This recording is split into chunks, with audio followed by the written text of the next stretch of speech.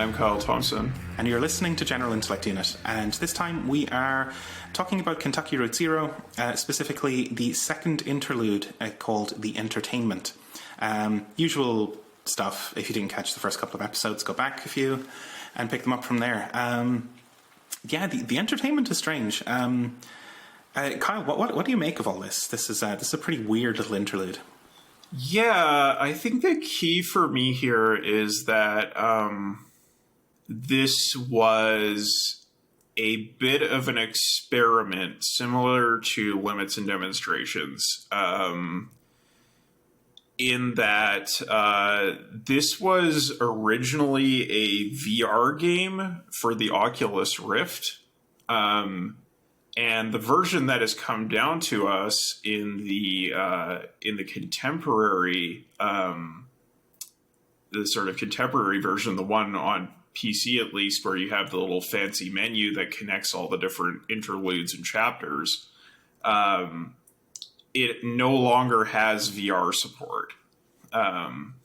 So there's a deprecated VR version, which I think really makes this little sort of stage play as a video game make sense as a project. It's like this missing link that explains why this thing was made in the first place. Yeah. I think it's very funny that this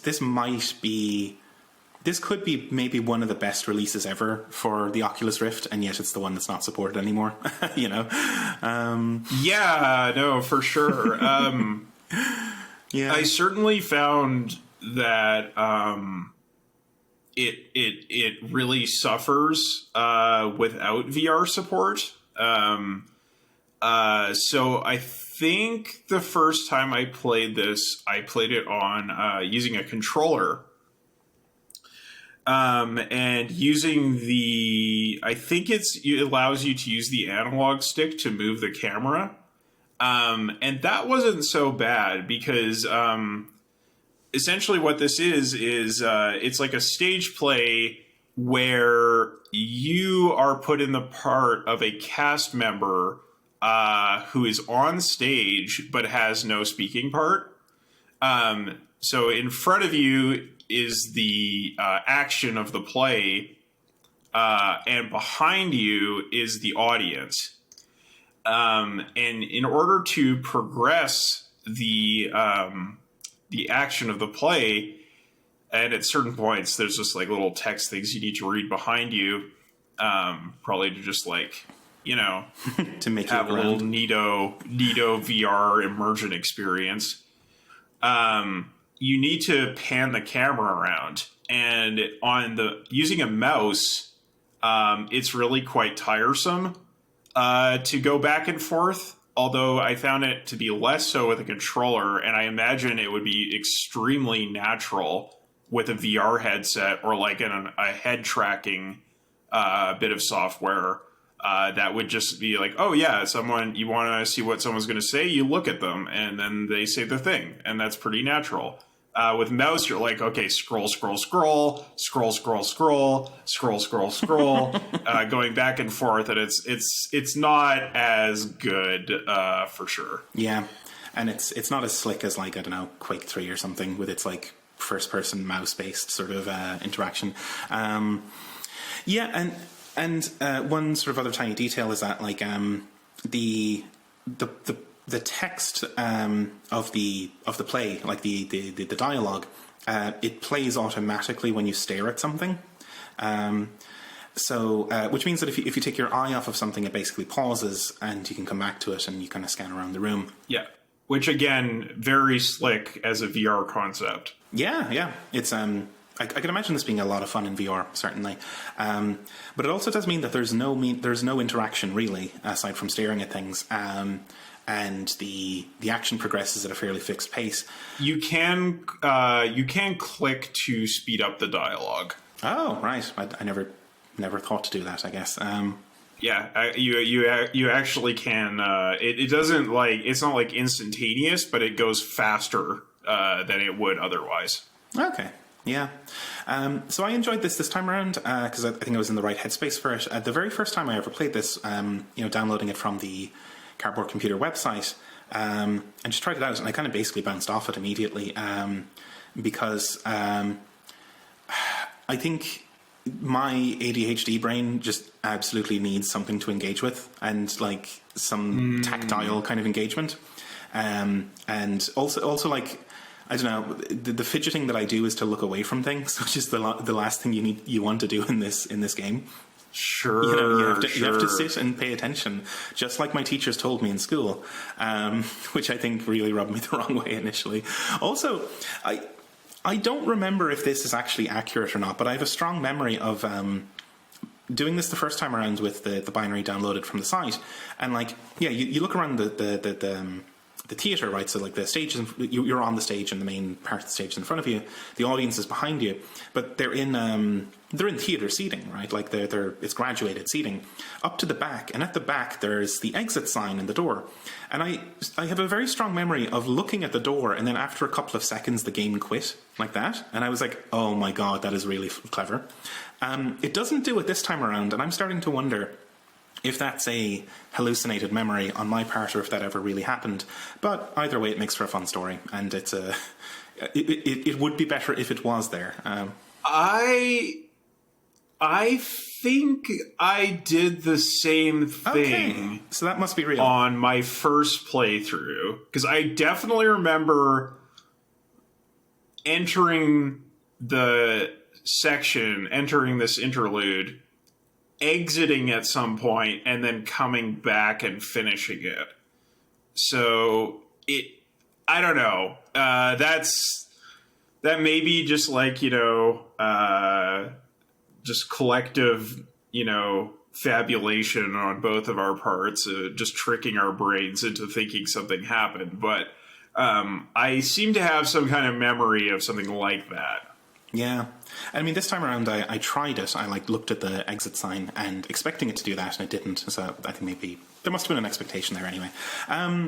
But I don't know. Like, I kind of like this quite a bit actually. On revisiting it, because it's pretty slick, and it's differently paced. It's very different from the other acts and from the other interludes, but I think it's quite good, and you get a lot of background story and lore in this thing. Yeah, definitely. I would say it's definitely very conversational. They get that down for sure. That there's a kind of languid, depressed pace to the conversation, which is very appropriate to the subject matter. Which is a bunch of alcoholics hanging out in a rundown bar and chatting to each other. Yeah. So the play that's being put on is, and we'll discover this over the course of the dialogue that we interact with, but we can acknowledge up front that it's a play that's actually in fiction. It is actually a fusion of two plays by a local author, Lem Doolittle. It's adapted for the stage by Joseph Wheattree and directed by James B. Carrington, and the stage design is by Lula Chamberlain. Now, off to the side in the crew pit, we see Lula and Carrington and the organ player from the previous act. I don't think we see Joseph, unless he's in the audience, perhaps. But they're standing off to the side. This is really interesting, right? Because it does also say at one point that this is the play that is being put on at that moment. The date is November 16th, 1973, which I think actually lines up with your timeline for when the main action of the game happens, probably in the 2000s, right? Because if Lula and Joseph and these folks were... Yeah, it's set in 73, right? It's set in 73. I think so. I read it as being that the date of it being played at the student theatre was 73, which would actually work, because if that's 20 years in the past for these failed academics or whatever, that puts us, well, maybe it's 20, 30 years in the past. And Lula's quite old on the she's grey hair by the time we get to her in the main acts. Yeah, it would work out to the 2000s approximately, yeah, but this is substantially in the past from the perspective of the main game. It's back in the student days. Like, yes and no. Well, timey-wimey, as well, certainly. It's very timey-wimey because this is also... It also can be read as what is happening in this bar immediately prior to your characters showing up in Act 3. Like, your main characters. Yeah. So it's like... Yeah, so it's like... Because the play is called The Entertainment, and the entertainment... Like, in the text, it specifically refers to Junebug's coming as the entertainment, and she's late. And when you get to Act 3, we open on Junebug being late for this appointment, and then we actually get her performance, even though, something has happened to the patrons who are waiting for the entertainment. It's like... It's also diegetically, like, immediately before the next act. It's so weird. It, like, has there been 2 productions of this play? One, like, back when the academics were younger, and one now? Or is it just timey-wimey? They definitely make reference to, like, the Hard Times Distillery, and the action happening there certainly fits in with everything else that's been happening in the game thus far, and what happens afterwards. So, It's both, probably. Yeah, it's very weird. I don't know. It's deeply strange. So you've some notes here about the influences that are very evidently at play here. Now, I'm not familiar with these plays, like The Iceman Cometh and The Lower Depths. Yeah, so this play, The Entertainment, which I believe was actually published as, like, a booklet, and was also staged in, like, 2016 or something like that at, like, some festival. Which is, that's cool. I haven't actually, like, seen the production. But so anyway, The Entertainment is very, very, very heavily influenced by The Iceman Cometh by Eugene O'Neill, which is a play that was published written in 1939 and is set in 1912. That play was influenced in turn by Maxim Gorky's The Lower Depths, which was written and published in 1902. Both The Lower Depths and The Iceman Cometh are plays about alcoholics in a rundown bar. And obviously The Entertainment is as well. The Lower Depths, Gorky's play, is the inspiration for the play, or the name of the bar in The Entertainment. It's called The Lower Depths. The Iceman Cometh is cited multiple times. There's a very heavy influence. The authors or the production team for this game also mentioned Beckett as an influence, Samuel Beckett. I can kind of see it. There's this sinister tone to the play which is reminiscent of Beckett, but I don't think that this play is funny in the way that Beckett is. Like Beckett, it's very, like, sinister and grim and kind of apocalyptic most of the time, but there's also a kind of dark humor to it, and, like, the dialogue is often, like, the banter is very absurdist and kind of funny and kind of witty. And the reviews of the play, of the entertainment that you read, like sort of interstitially during the performance, like between the acts, make mention of this being a kind of irreverent staging of these two plays mashed up together. But like, I didn't actually find anything very funny about this, about the entertainment. Like, the dialogue isn't actually very funny at all. There's like one or two really good laugh out loud gags, but that's it. Like and it's very straightforward and kind of really depressing and grim throughout. Yeah.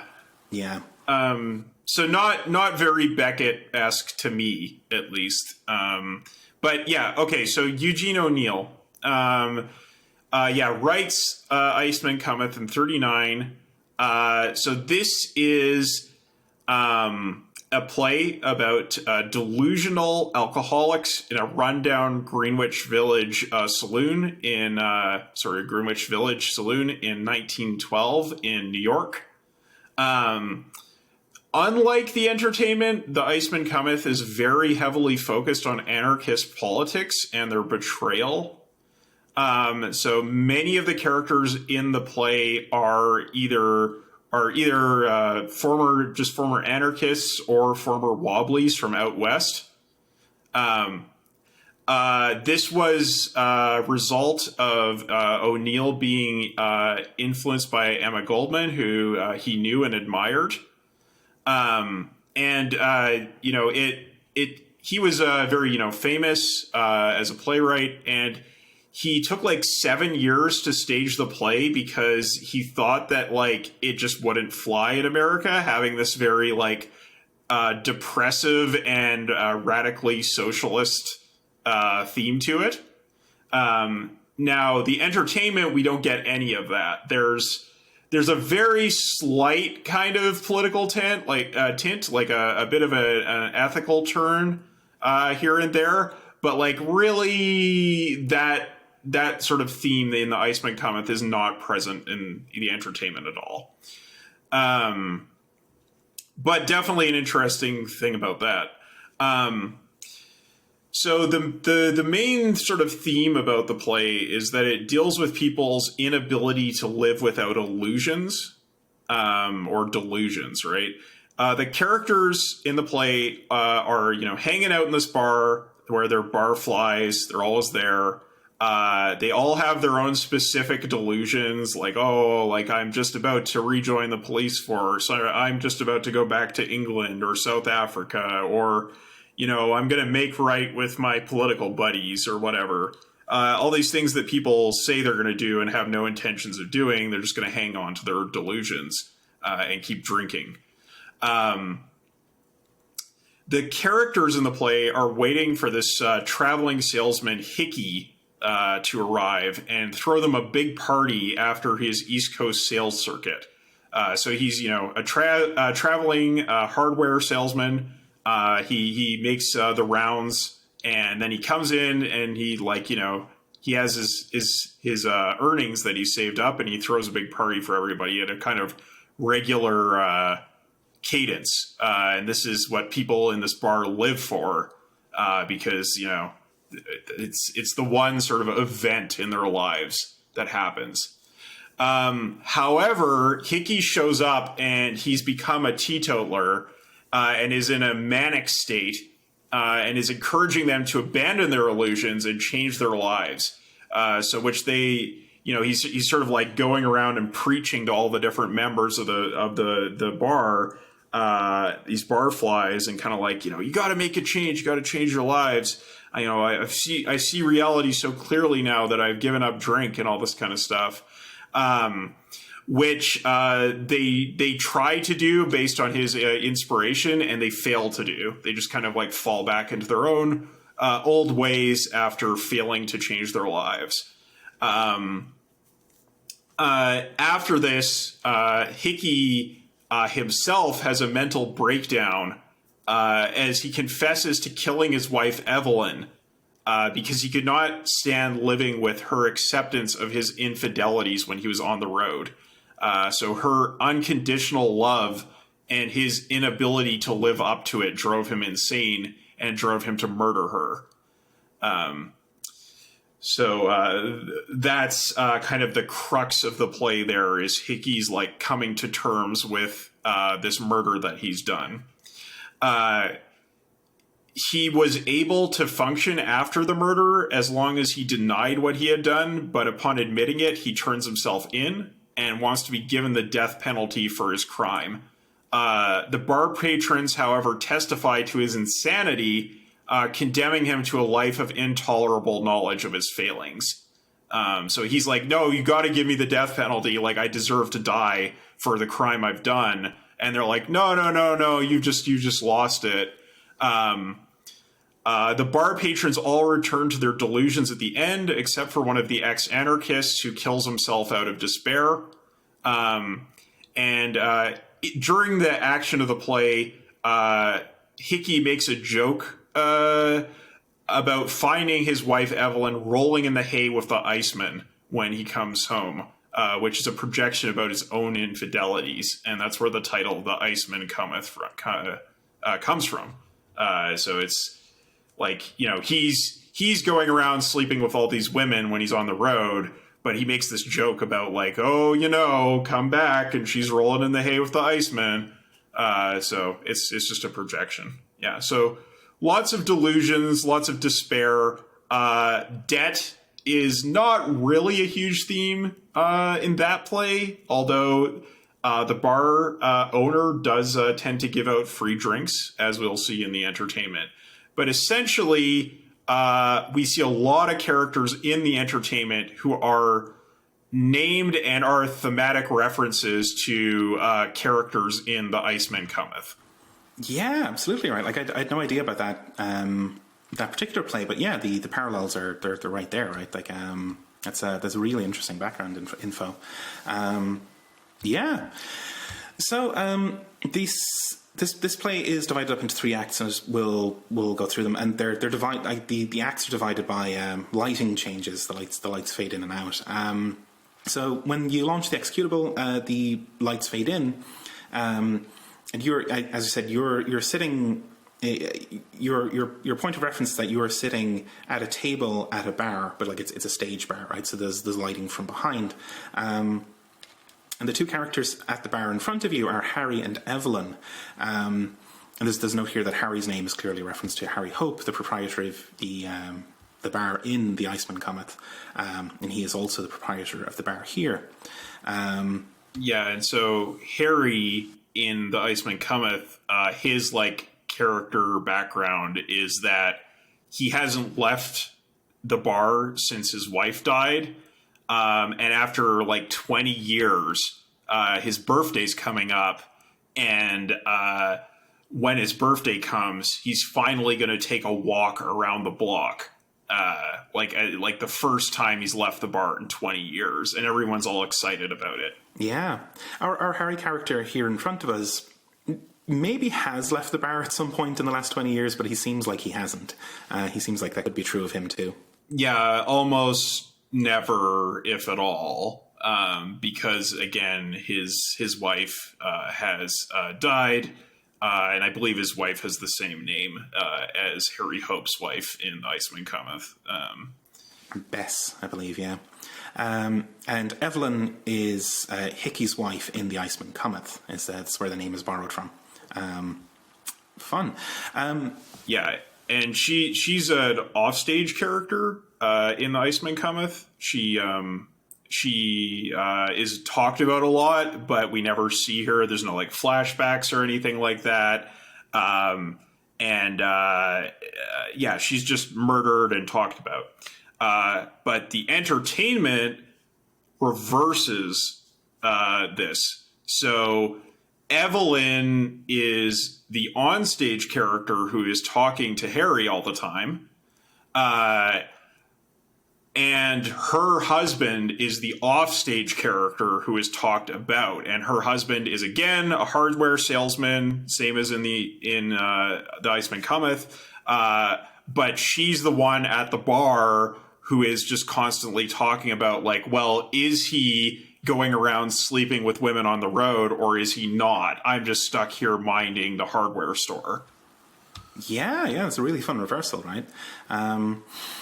And so when the lights fade in, the most natural thing to do is to stare at these two and let their dialogue play. But if you look down at your own table, you'll find that the dialogue that plays is basically stage directions. You're the barfly. There's some really fun stage directions here of like they're kind of directing you as you're like glancing around drunkenly and this sort of thing of like, a note is like, remembers a trivial detail from yesterday. And then one I absolutely love is that it just says suddenly looks up, and which is your cue to look up and look at the bar again, which is just masterful. And I obey that instruction every time. It's really well put together. There's like an ashtray and stuff on your table as well, so you can like glance back and forth between those things, which is great. Yeah, it's very nice. There is a character in The Iceman Cometh, which is probably the inspiration for this role that you play. Hugo Kalmar.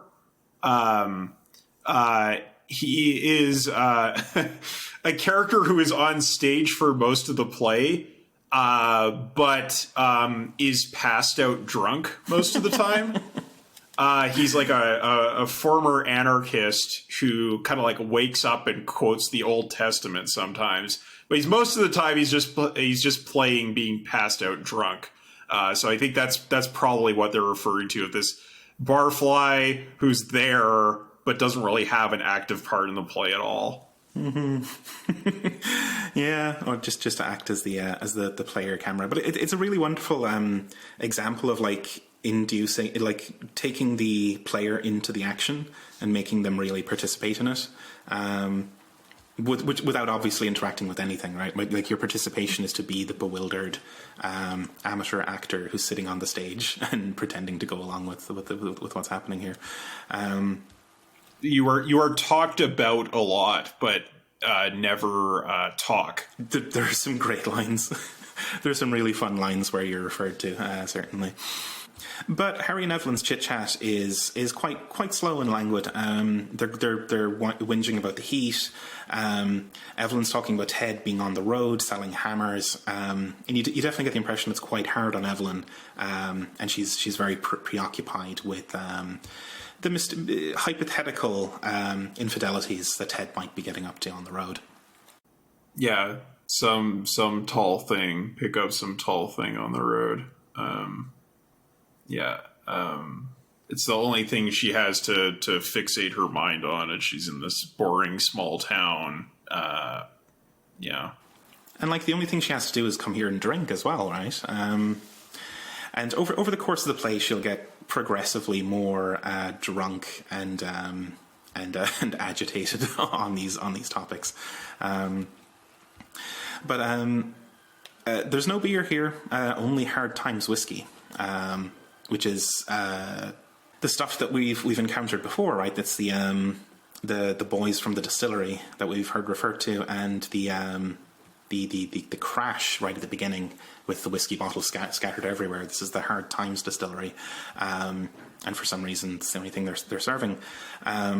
We get another reference to the boys and their strange appearance, that everyone seems to allude to but never quite says what's wrong with them. Yeah, like Evelyn is like, are you sure about serving this stuff? Like, those people are a bit weird. But, Harry responds, they work hard, they make good whiskey. Who are we to judge? I don't know. We'll be seeing these folks pretty soon, and I wouldn't do business with them. Yeah.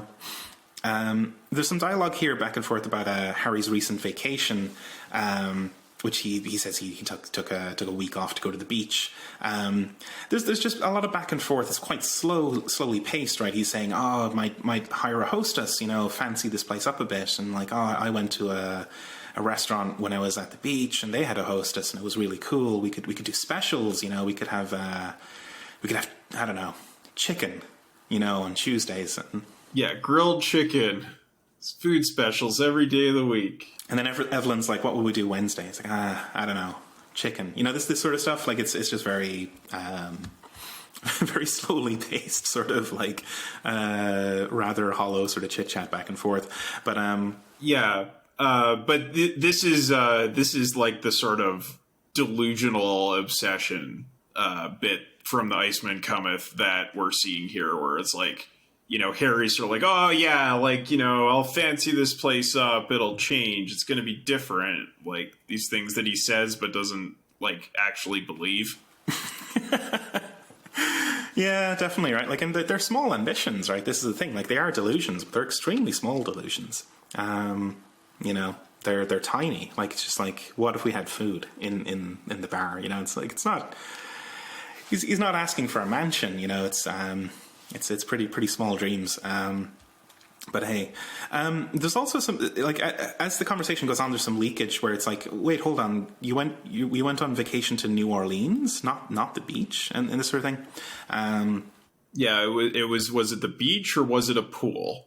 What did they have down there?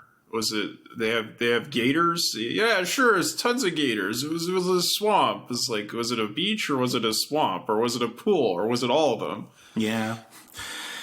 Which the teasing will escalate throughout the play. Yeah, which is very passive aggressive teasing, right? It's like you know, oh well, like which one was it? Harry? Was it a beach or was it a pool? And he's like, oh, don't ask me about that. And they're just like, oh, it didn't mean nothing by it. Yeah. It's it is bar dialogue, right? It's like lines out of Cheers or something, you know. It's like they're teasing the barkeep, and it's all these running gags, and nobody ever means anything by it, and that sort of thing. Yeah, it's very on point for that kind of thing. There's a very funny mention of the barfly, which is great because the characters are animated to glance in your direction.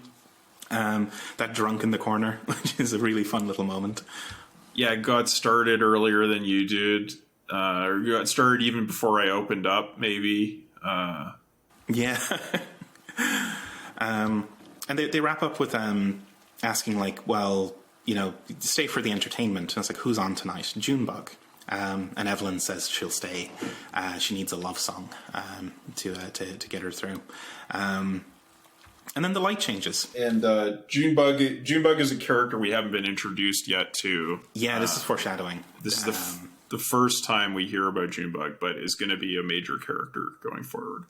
Yeah, absolutely. And then the light changes. Lights go down. If you turn around to look at the audience, it'll scroll out the text of a newspaper review going on about this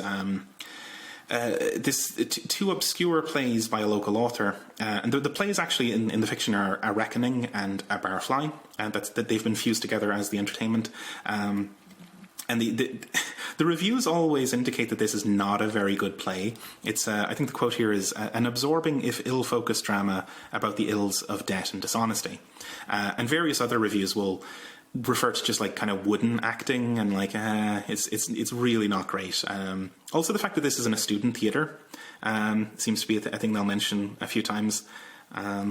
Yeah, the first review is more positive. It's like, oh, you know, this is quite a performance. Especially Pearl's performance is the standout here. The actress who plays Pearl's performance is the standout here. And then the second review is kind of panning it because it's like, oh, this is, you know, like, yeah, like the person who plays Harry does a good job, but there's not really much to work with here. Like, we never really get to know his character. It's not that absorbing. I kind of wonder if this is the creators giving themselves an out. You know, they're lampshading. the dialogue isn't very good. Maybe.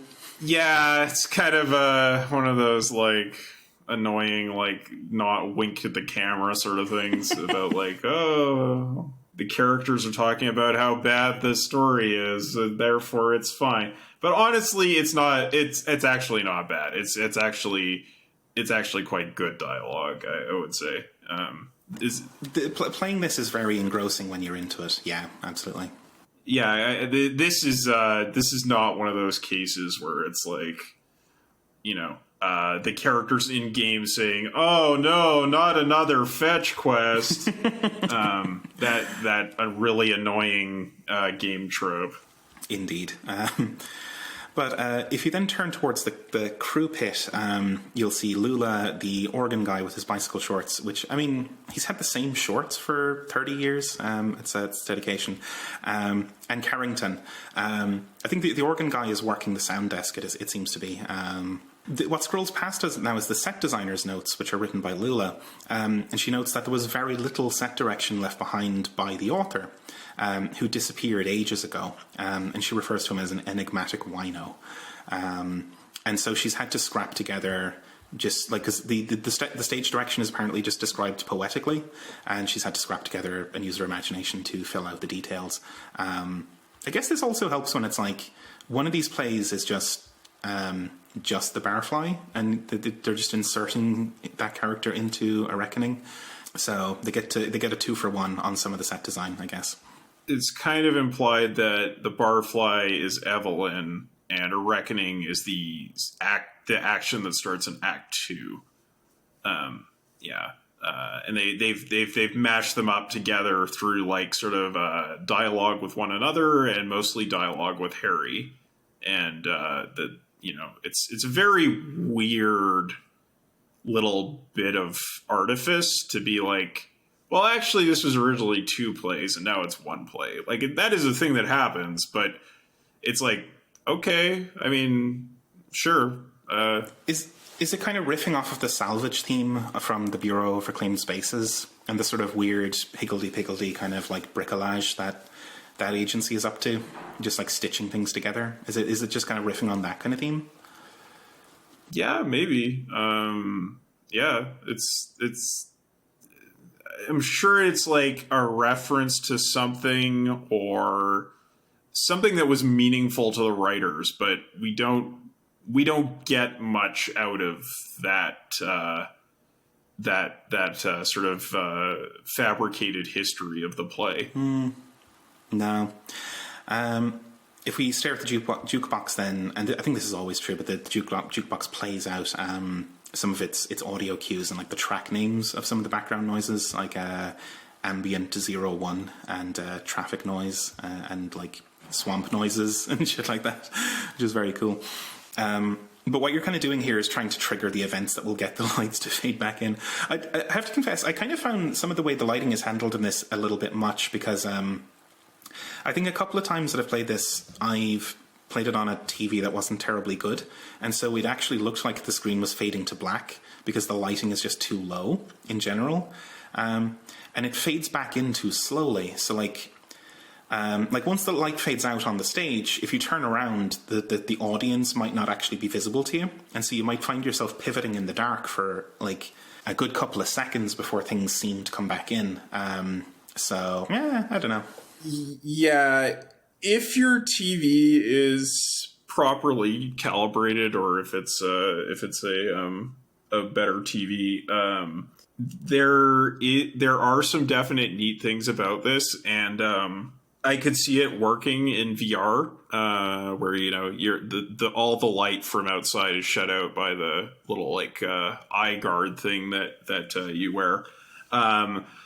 I think the coolest thing for me is you can see the character who plays Pearl in the audience, like just standing to one side of the audience throughout, and then in Act 1. And then if you watch the crossfade, like the lights going down, the lights coming up, if you watch the action of that, you can actually see her character like walking up to the bar, just like you could kind of, if you're watching a play, you can kind of sometimes see the little like arrangement of the stage for the next act, and like that is something that's like coming from behind you and then going in front of you. So I can definitely see that being a neat immersion trick for VR. Yeah, that would definitely be a lot of fun in VR, actually, because you'd be able to notice all those little details more easily, certainly. Mm-hmm. And it is still kind of cool to see like, oh, like, you know, oh, the lights are about to come up, but I can actually see against the lighting. There's lighting sort of like under the bar, like at the front of the bar. And you can see the character is playing Pearl. You can see her legs moving and her getting onto the stool. Yeah, that is. I kind of wish I could get a VR headset now and actually try this in well, I mean, it's not supported anymore. So. It's deprecated, so nobody can. That's all lost to time. Yeah. Tears in the rain. What can you do? The reckoning has come for this version of the game.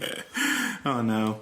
But Act 2 fades in, and again, there's no cut here. It's a single shot, but it's just the light changes, and we come back in, and the bar folks are there. They're kind of having this back and forth about what's on the TV. There's a dinosaur show. Yeah, on. The TV comes on. It's been off previously, and then it sort of has like a it's like if you set the refresh rate of a CRT too low, and you can see the refresh, you can see the strobing of the screen, or like if you are being filmed by like a webcam and you're looking at a CRT, that sort of like flickering light that gets projected onto you. It's got that kind of quality to it, where it's like it's not presenting a constant image. It's kind of flickering in and out at erratic rates, but there's presumed to be something actually on the TV that the characters are talking about. Mm-hmm. And I can't remember if it's like it's a debate back and forth about like either a dinosaur show or a nature show, and I think like Harry prefers the nature shows or something like that. And there's some kind of like stuff here. They're religious folks, right? That like they can put any old crap on TV. You know, there's nothing in the Bible about dinosaurs, this sort of stuff. There's a show about Noah's Ark that has dinosaurs on the Ark. Oh, and Evelyn is like, I don't remember anything like that in the Bible.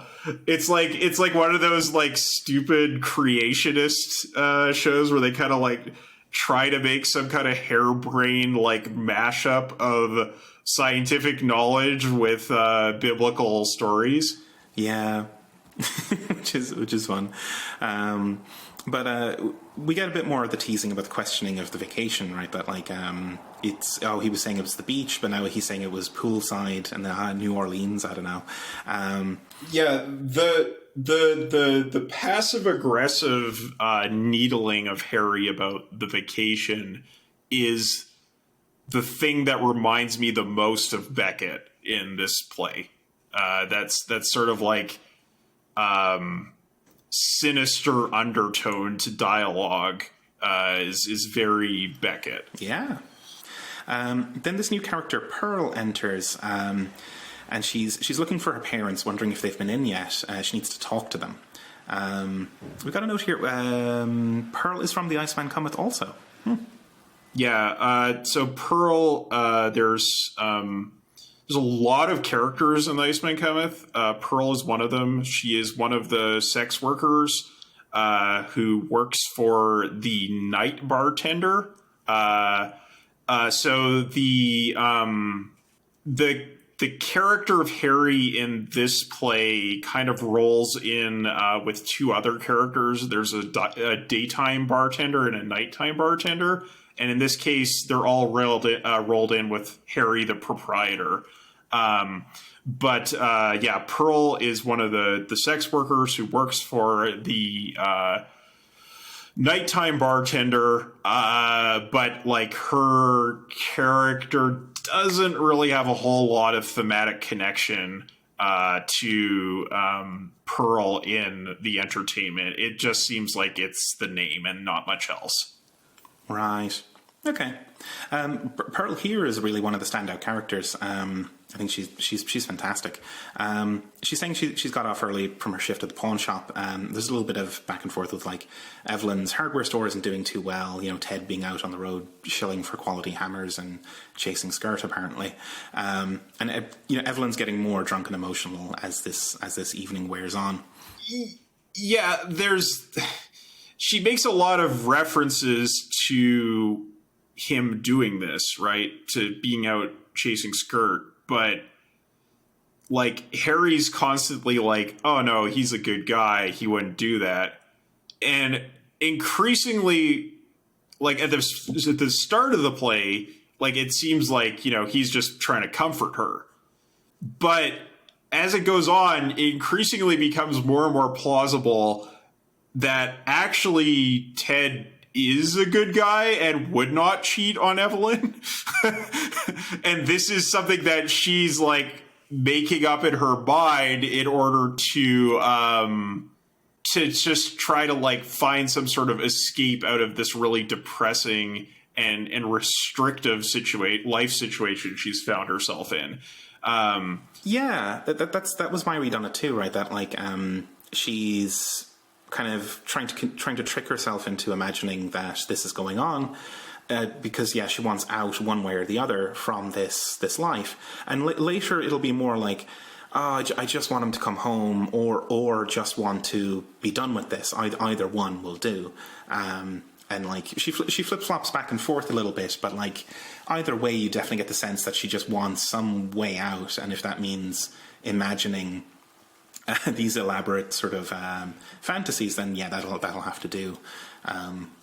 Which really puts her in like an inversion of Evelyn in The Iceman Cometh, because, you know, Harry, or sorry, not Harry,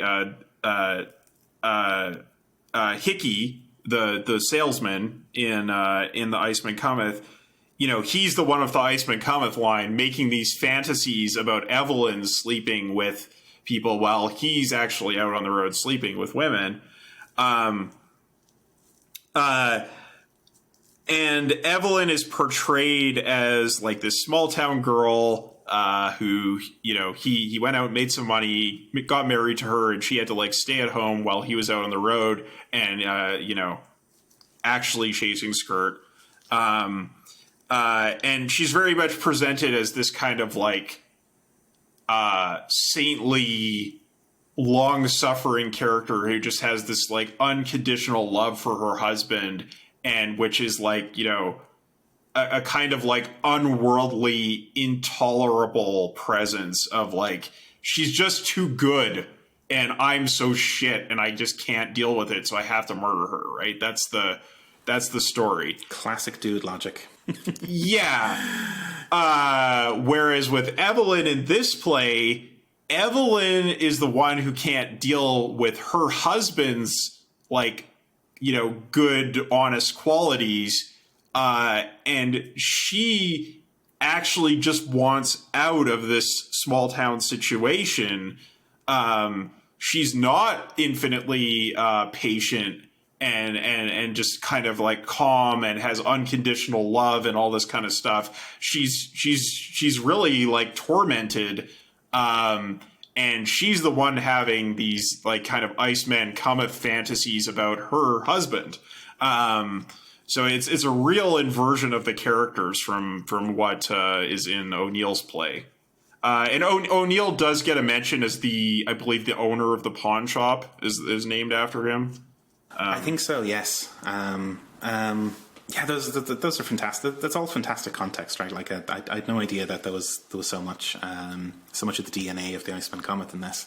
But I'm not really familiar with theater in general, so you know. Oh yeah, it's really like the central irony is like a reference to the old thing, is that those characters are totally inverted.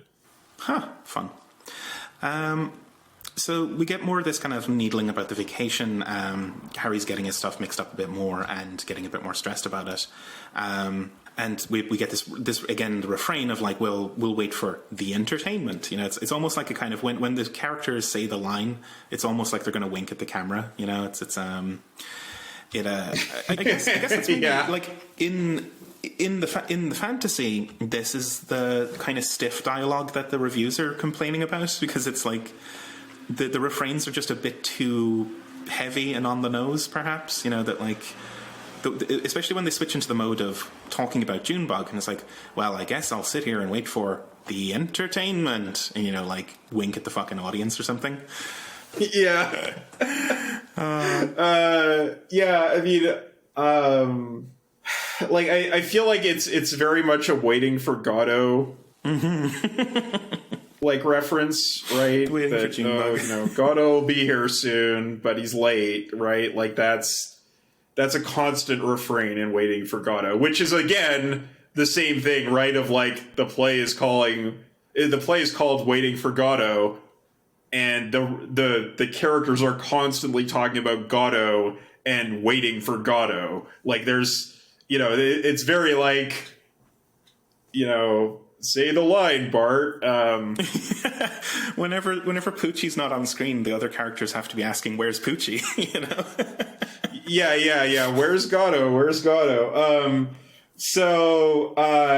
Like, I definitely get that Beckett reference, but again, I didn't find it as witty or funny or absurdist as as Waiting for Godot. But the reference is definitely there. It's definitely there. This is all too depressing to be absurdist, really, in that kind of way. And like, I mean, maybe you can speak to this more, Shade, but there's a thing in Beckett which is like this kind of Irish driven to absurd comedy level of misery, and the comedy here is also about like an oppressed people, the sort of Appalachian culture, who are long suffering and all that kind of thing.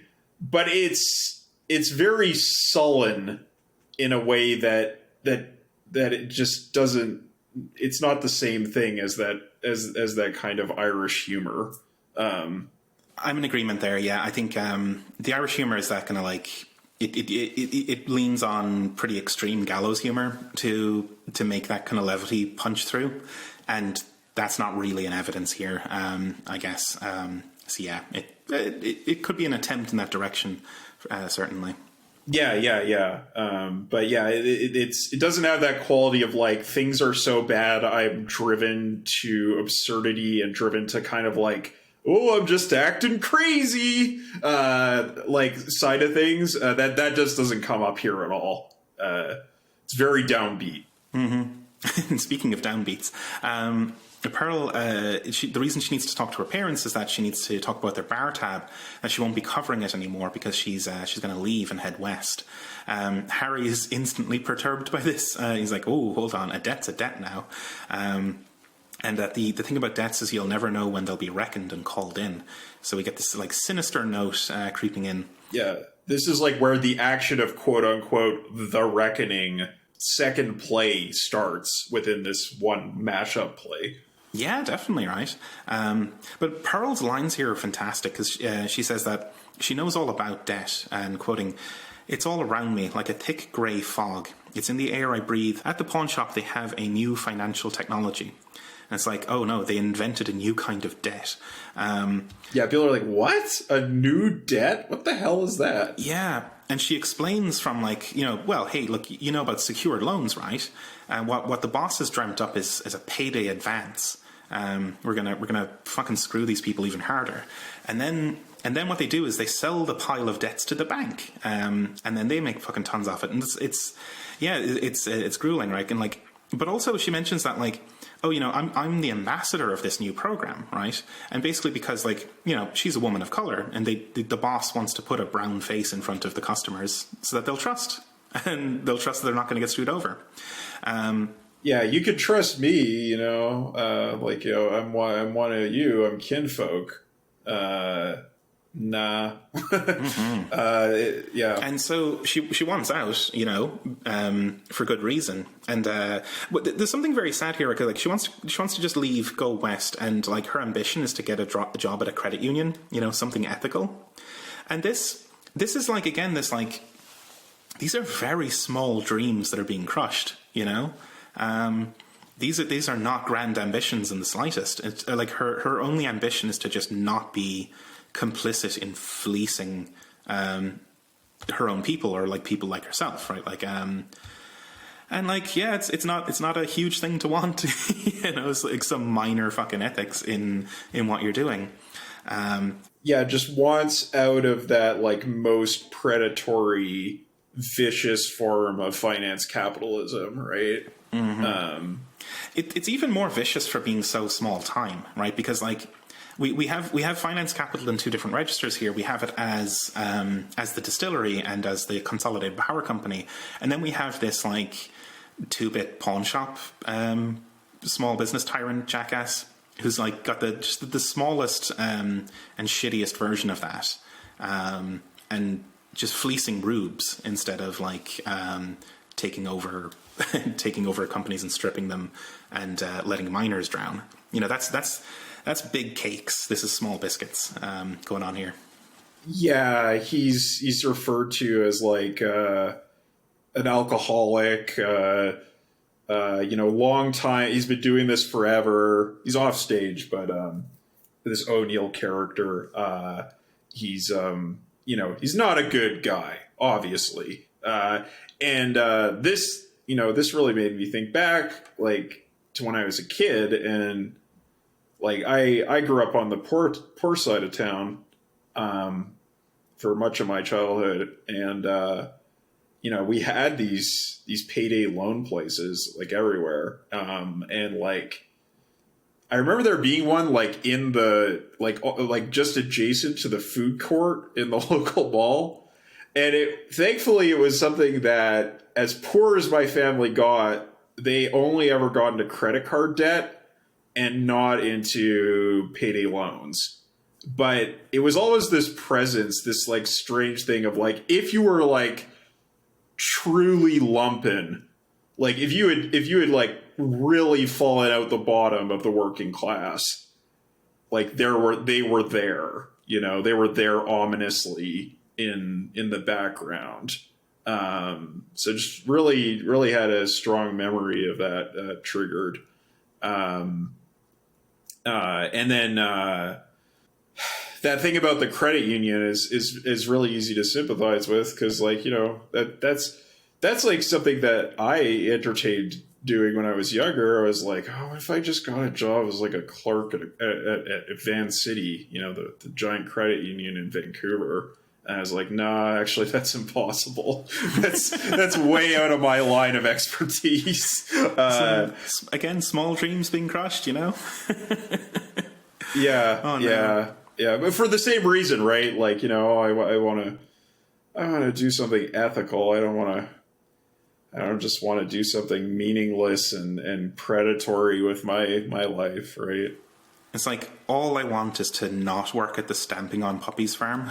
Yes, exactly. Like, Pearl's thing here is very like that, where it's like, her tone is quite severe as well, where she's kind of like, yeah, I'm gonna head west and get out of this dump and just need to shed some parasites first, and big her parents and their bar tab, which is not a very nice way to put it, but I don't know, like I kind of sympathize, like it's in this play we get the sense of these folks being absolutely mired in shit, which like is a position that's very sympathetic, right? Like, but then you have this one character whose sole ambition is to crawl out of the cesspit, and that does mean leaving her family behind, and it's like, I'm not totally sure I begrudge her that,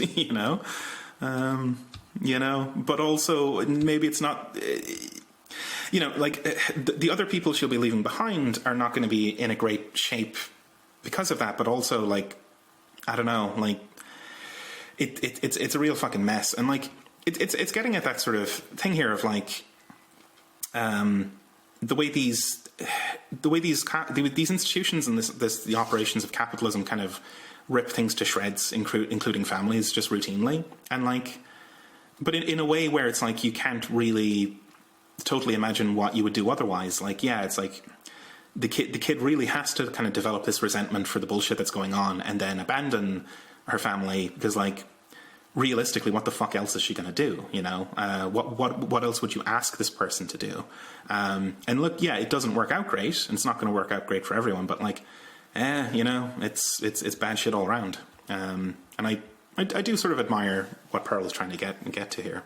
Yeah, I mean, it's a very relatable situation, and when you're dealing with like generational poverty, right? Intergenerational poverty. I grew up in a small town which was fairly poor. It got richer when I had already left, because people from the big city moved in with money, and there was a university that started up and stuff. But when I was growing up, it was quite poor, very economically depressed. If you're in that situation, you're inevitably going to go through those feelings of like, I got to get the hell out of here. If you have a chance to get out, and you go through that weird sort of tortured feeling of like, I hate this place, but I also have survivor's guilt for leaving. Yeah, totally. Yeah, once the lights go down, the audience dialogue plays us back another review. It's not a great play. I think you're right. This is the one that's savaging the play a bit more. But the crew pit has interesting notes from for the dramaturg's notes from Joseph Wheatrey. Joseph being the guy from the gas station, Equus Oils. He notes that they had to update the play to set it in the present day 1973. They had to update the gas prices, which is part of the dialogue somewhere. They updated the description of Pearl's work. They had to change some references to Rain's Law, which I think is a Prohibition era thing. Which is what on the table there's a brick between two slices of bread, which is a reference to that Rain's Law stuff. Because that's how you get around the rules of like needing to serve food. It's like you serve a brick sandwich in order to... Yeah, it's like a passive-aggressive way to get around the rules. Like, oh, yeah, I got your sandwich right here. Indeed. And we get the reference to changing the title from A Reckoning to The Entertainment. So things fade back in. We've got some new characters. Next to your table are sitting Rosa and Lawrence, and these are Pearl's parents. There's a real kind of it opens up with Rosa talking about. They're talking back and forth about an apparent promotion that Rosa's going to get at the supermarket. Going to get a raise to $3 because she's management material. And there's celebration. Lawrence is very into this, and it's we should celebrate. Order another drink, and Harry advises them to take it slow until they see Pearl. Now, this is quite fun because you have to turn your head to get the dialogue to work. So you turn from Rosa and Lawrence's table to your right over to Harry at your left, and like it makes for a nice little effect where Harry interjects to say, "Hey, have you seen Pearl today?" And they're like, "No, why?" And he's like, yeah, take it easy, and like you have to glance back and forth to make that work. It's Yeah, this was the thing that worked for me on the controller and really didn't work for me on the mouse. Like maybe my sensitivity wasn't high enough or whatever, but it was like line, scroll, scroll, scroll, line, scroll, scroll, scroll, line, scroll, scroll, scroll. It was very tiresome going back and forth between them. This would be beautiful in VR, because you could just glance back and forth. It'll be wonderful. Yeah, exactly. That would be like super slick. But yeah, again, using a controller, it was fine too. We get some more teasing about the vacation. The teasing has escalated a little. It's like they're giving him shit because he's now talking about the tabs, the bar tabs, and like reckonings and all this sort of stuff. And it's like, why are you going on about money so much? Have you let your own debts pile up? And yada yada. And Harry's getting fucking furious at these mooks. Yeah, he's like, I've been doing my books. I've been running this place on my own ever since Bess passed. And whenever they mention Bess, or whenever he mentions Bess, Evelyn will say, good Christian woman. And then he'll say, good Christian woman. They take a drink together. But eventually he gets so pissed off, he's like, just lets that drop and keeps going. Yep. There's a great line from Rosa and Lawrence. Maybe they're like, oh yeah, maybe we should pace ourselves. We don't want to end up like that boiled owl in the corner. And they glance at you, which is fucking great. The phrase boiled owl is wonderful. Yeah, like, what the heck? Like, what's that about? I'm not sure what would happen if you boiled an owl. I think there are some indigenous peoples in Canada who used to eat owl as like a delicacy, but it's I don't think it was boiled. So I mean, but I just to say that like it is a thing that people have eaten, and I don't know, maybe boiled owl was like a thing. It's very strange turn of phrase, which I really don't know the provenance of, but it's like it. I wonder if it's just like, you know, it's just disheveled, you know, like a boiled owl would look like shit, basically, and like would look like a disheveled drunk, maybe, you know? Yeah, I mean, it would be pretty gamey, right? Because owls are very muscular. So, yeah. Oh, well, it's I don't know. It's a fun little gag, and the glance is always one that gets me, because, especially because like throughout Kentucky Route Zero, the characters never look into the camera, because why would they? Like they don't know there's a camera there. But in this case, they get the full, and also they don't have faces. It's just very funny when like this like polyhedron just looks at you. Yeah, it's that all the lighting and stuff that we were talking about in the previous episode, all that artistic style, that sort of like metaphysical, surrealist, very stark lighting style that we talked about in the previous episode is all still very much in evidence here. It's the closest. It's like the closest up to the characters we ever get in the game. I think, except for maybe the boat scenes. But obviously the fact that they don't have any faces is way more obvious here than in any other part that I remember. Yeah. I do like on Lawrence's model, they do the kind of the grey temples, but they do it by just colouring that side of the polygon, just colouring it grey instead of like dark brown. But like there's really artistic usage of that to like suggest you can see that guy, right, like with the receding grey hair just around the temples, but like it's what you're looking at is in fact just a pile of triangles. That doesn't really look like much of anything. Yeah. No, it's very simplistic geometry, kind of like flat shaded. I think it's all flat shaded. No actual textures on it, but still very evocative of who this character is. I think notably as well, the entertainment is the episode in which they seem more confident in playing with contrast and like stark lighting, because like the first two acts have a very washed out color palette, but like here they're quite confident in having things be very starkly lit and have these gradients really pop instead of just being kind of like vaporwave art quite so much. Sure. Yeah, I think it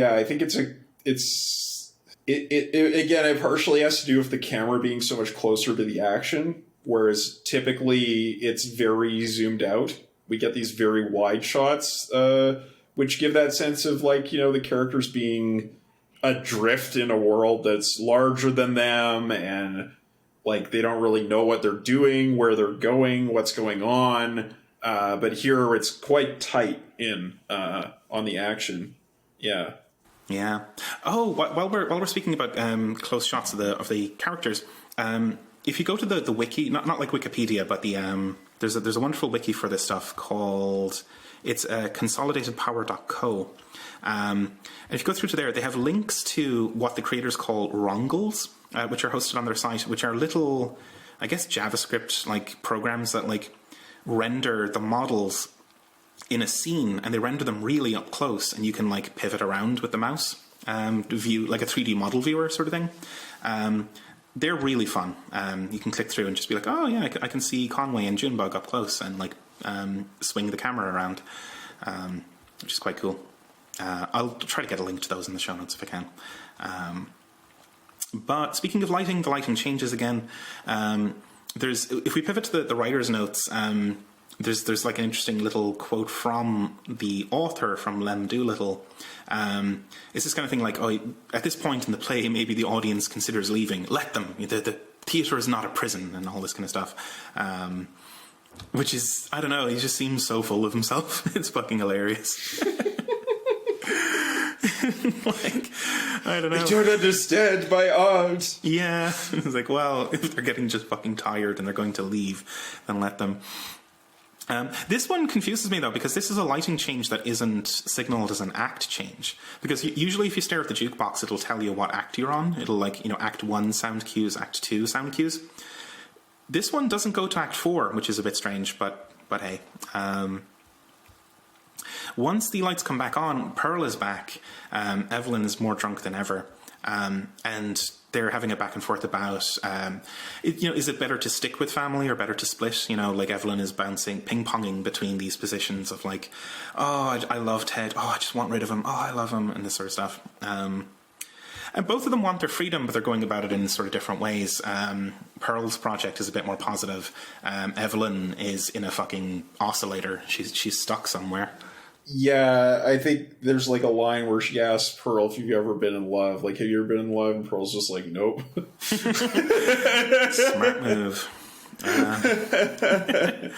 Evelyn just kind of ignores her, goes on anyway, talking about her woes.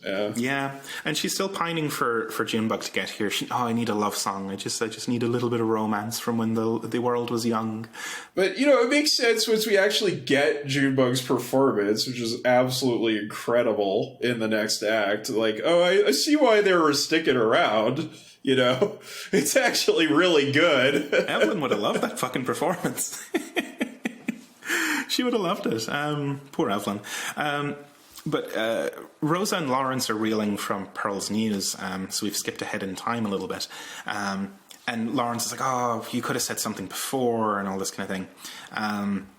And then Rosa sort of admits that the promotion isn't maybe really entirely coming, because what the boss actually said to her was management material eventually, and keep your chin up.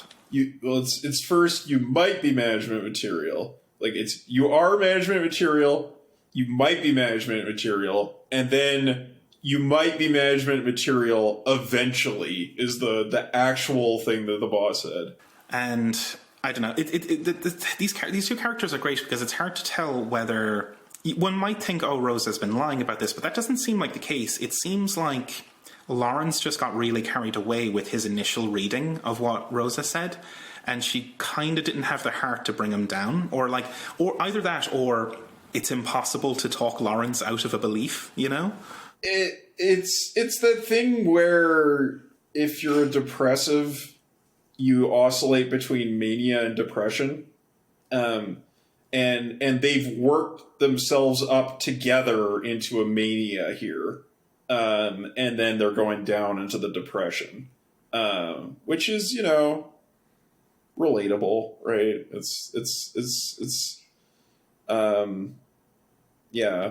Especially if you're an alcoholic, right? Like some types of alcoholism is like you really ride the high and then you crash and you hit the low.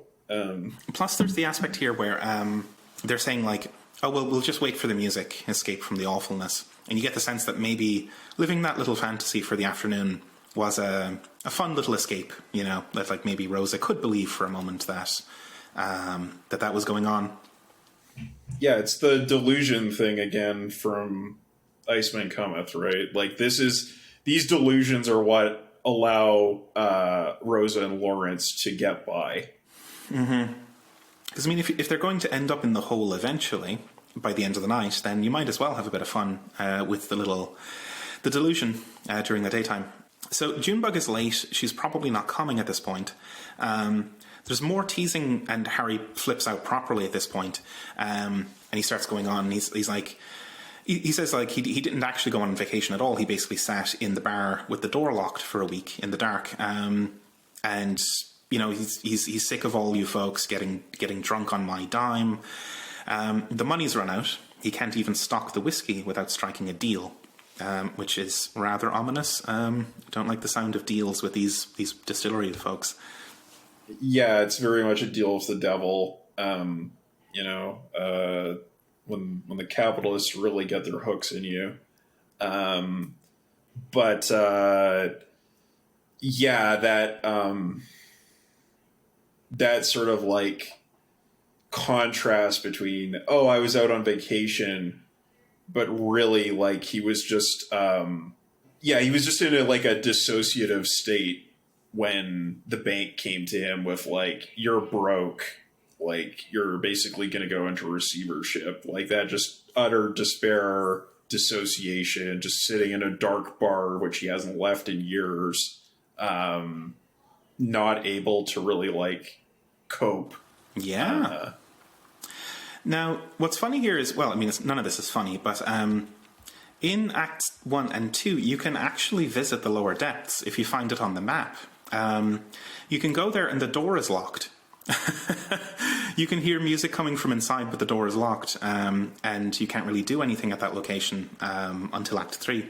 So, yeah, you got to wonder, like, what was going on there. Maybe Harry was in there sleeping on the pool table in a depressive coma, perhaps. There's a kind of a small mercy here. He tells Pearl to leave, basically to spare herself. You don't deserve this, and what's coming. And this is ramping up the ominous tone here, because everything's rather sad. Everything's rather sad and worn out. He then tells the others that they should clear out. And then there's this kind of back and forth, right? Like the Slades, Rosa and Lawrence, are like, well, we'll settle our debt soon, they'll be fine. And then he's like, no, you don't understand. All they want is debt. They feed on it, and they put it in the whiskey. Well, they've made reference before to there being some kind of special ingredient in the hard times that makes it taste good. You know, like there's something in the wood. Like, I don't know what it is, but now we find out that there's actually like liquid debt added to the whiskey. Yeah. Uh-oh. It's getting worse. So Harry says he'll be here soon, the boy from Hard Times, and there'll be a reckoning. And then it's like, well, hold on, Harry, our debt's not to the distillery. It is now, right? He sold the debt. And his last line is that, I'm so sorry. Then the lights fade out, and you get this obnoxious electrical buzzing sound that seems to be coming from behind you.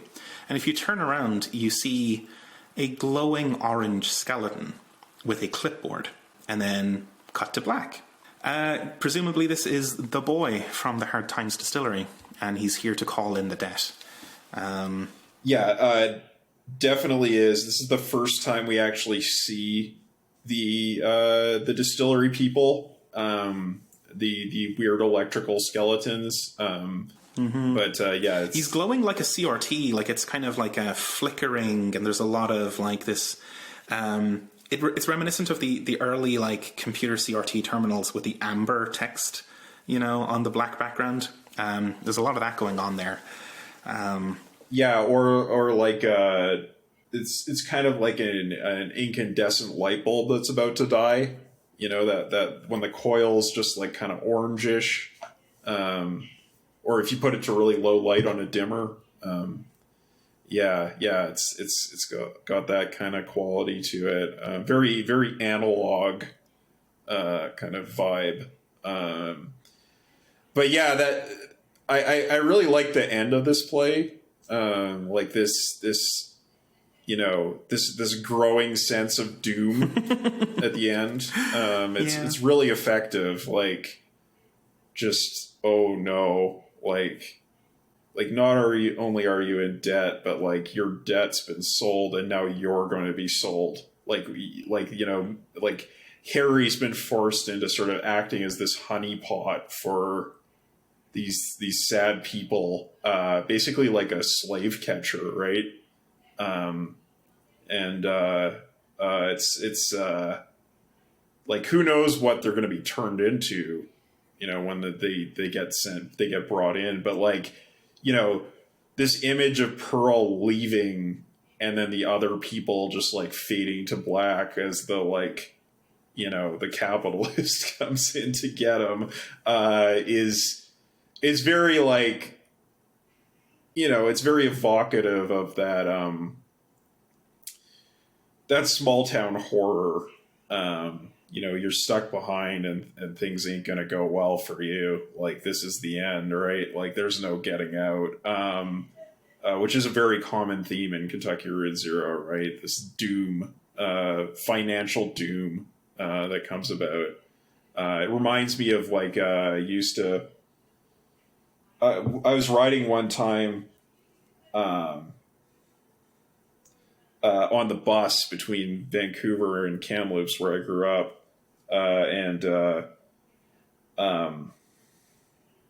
You know, the Greyhound bus was the poor way to travel, right? You get some lower middle class folk, but like you get some working class folk, and you get like some just, you know, lumpen folk, lots of people like that. Really, you know, lots of people who are like barely with it, or, you know, strung out or whatever. A friend of mine once met a guy who was who was a legit hitman on the bus. Like, he was like, if you need anybody, like, hey dude, you need anybody off, just let me know. Like, I'll give you my number. Like, I can take care of people for you. Lots of those kinds of stories, but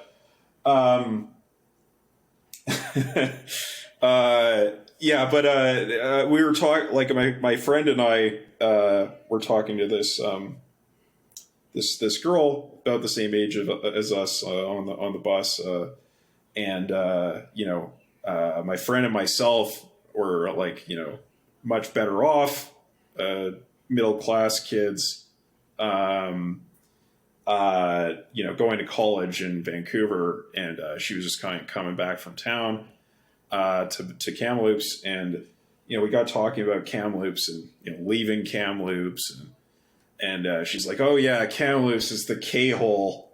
You know, you think anytime you think that you're gonna leave, you get sucked back in. It's just the K-hole. It's like a black hole. And this ending to this to the entertainment really reminded me of that. Of like, will you achieve escape velocity, or are you just going to get sucked in and crushed? Yeah.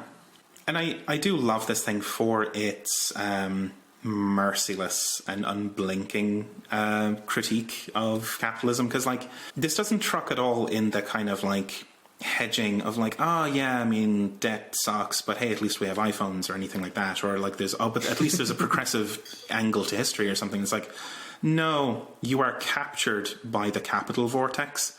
That's how this works.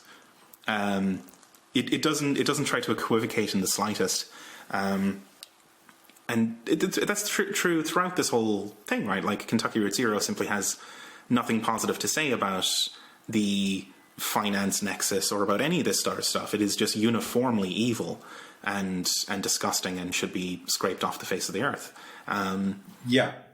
There's no upside to capitalism in Kentucky Route Zero, except for, I guess, the fact that it got made. But, you know, that's about it. Indeed. And it's not like they got a ton of money off of crowdfunding either, right? Like, this was a very early Kickstarter project, and it didn't bring in that much money, so... Extreme shoestring budget for all this stuff. Yeah, wow, what a powerful little piece. I don't know. So, like, with the Hard Times boys, now that we've seen them on screen, like, I don't know, like, are they... Again, this is this magical realism problem of, like, I could ask a, like, is this thing actually real question, and that wouldn't be a sensible question to ask, right? In the same way that, like, it doesn't matter if Julian is really a giant eagle or whatever. It just is.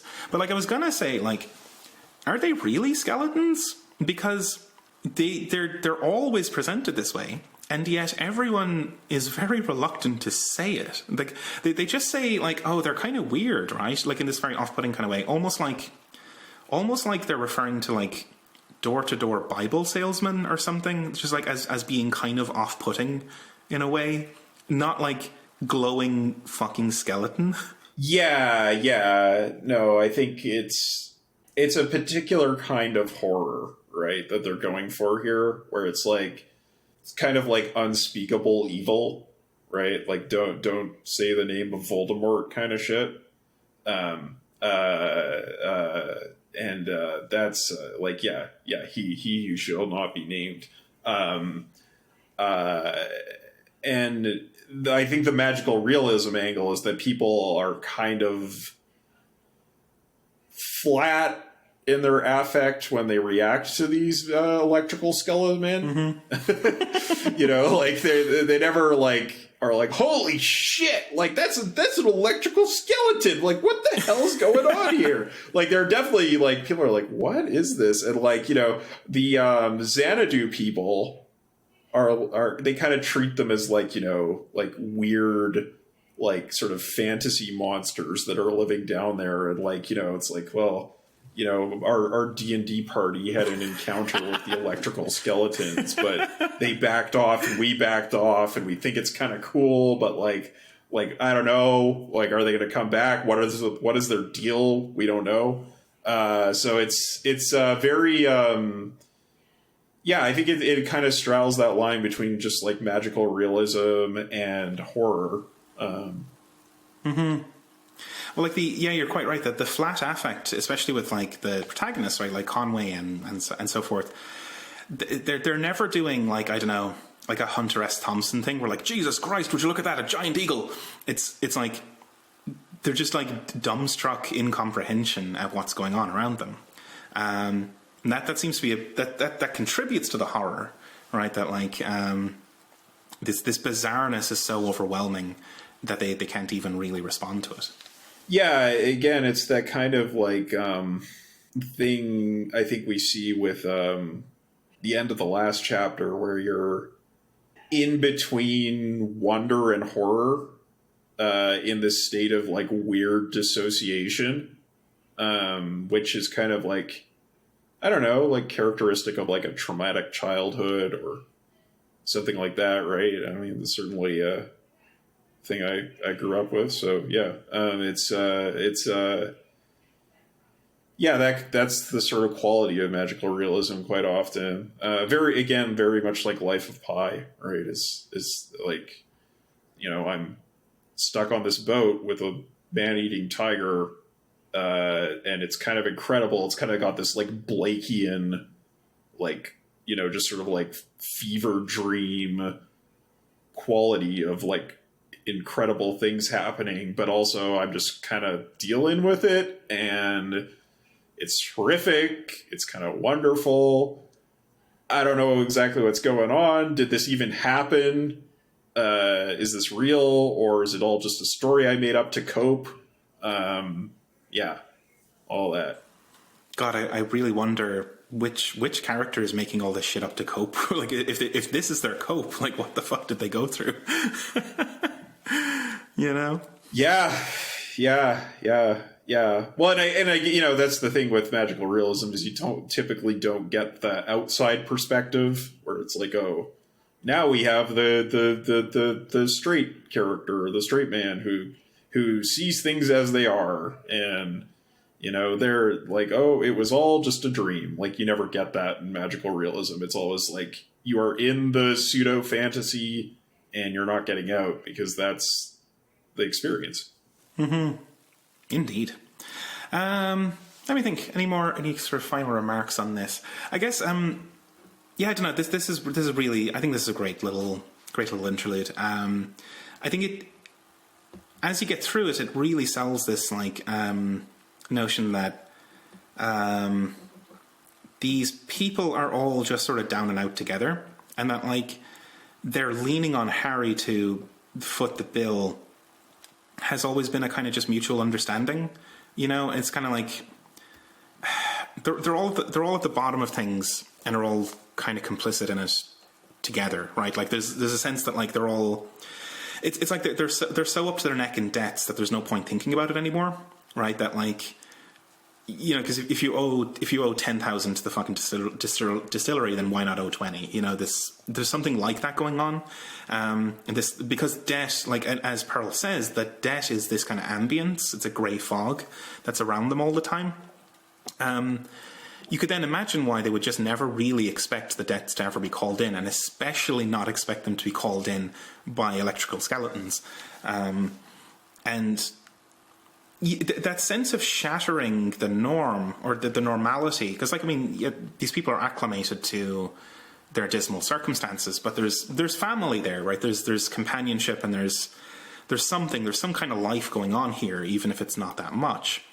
And then to have that broken apart, well, firstly by Pearl skipping town, and then also the electrical skeletons showing up, just adds more and more pathos to all that. Yeah, absolutely. I think, again, it's that sort of like, we can kind of cope in this delusional state. There's a sort of like, even if it's like an oscillatory one, there's a kind of homeostasis we've reached with our environment. And then bam, it's shattered by reality. It's like, it's got that kind of quality of like, if you're in tens of thousands of dollars of debt and you have that very slow feeling of just sinking ever deeper into despair, there is a kind of like way you cope with it. And it has a kind of delusional, like, kind of like COVID, right? Like, I don't need to think about, like, there's hundreds of thousands of people out there dying because of this like invisible stalker that's coming around to kill us. And I'm just going to bracket that so that I can live my life in this weird dream zone. I feel like that's very accurate to the experience of living in debt. Because it is, the thing about debt is it's got that weird temporal dimension to it that like Marx talks about, where deferring the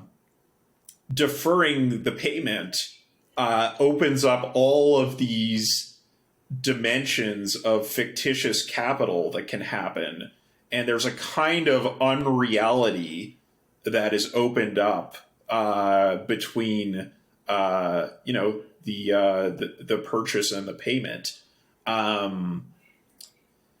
And that, I think, correlates to the experience of being in a suffocating amount of debt. Like,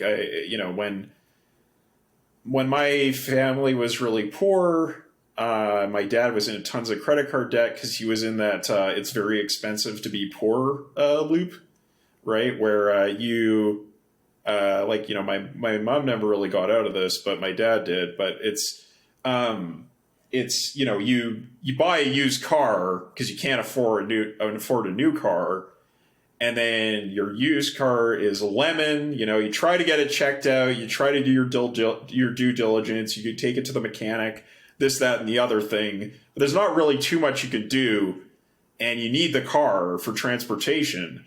So, but then it's a lemon, and you put money into it because you got to go to work or you got to see your kids or whatever.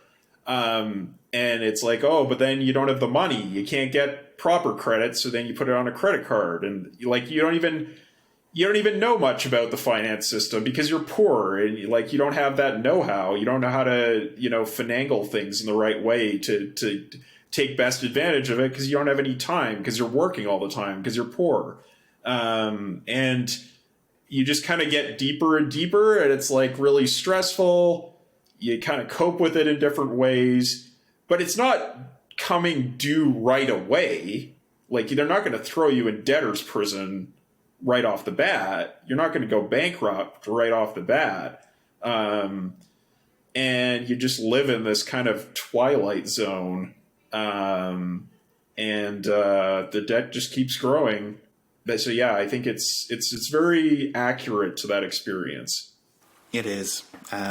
And like all of those sentiments and all those kind of feelings are distilled quite well in this play, I think. Yeah, it's good. Anything else before we wrap up? Look forward to Junebug's performance in the next chapter. The entertainment is late, but it will be coming. God, can you imagine waiting fucking years for this shit to come out? In between. It was like Act 2 finished. I was like, God damn, I need more of this. And then a couple of years later, we get the entertainment, and then a couple of years later, we get Act 3. That's very much the winking at the camera thing, right? Of like, oh, it's 8. Like, Junebug should be here, but this is how it is with artists. You never know. Like, this is Harry's line, right? It's like, that's how it is. You work with artists. Like, their work is good, but you never know when they're going to arrive. Like, motherfucker, it's 2015. Like, there should be another fucking episode. Yeah. And then, the next act did eventually arrive late. As they open on, which is, again, feels very self-referential. Yeah.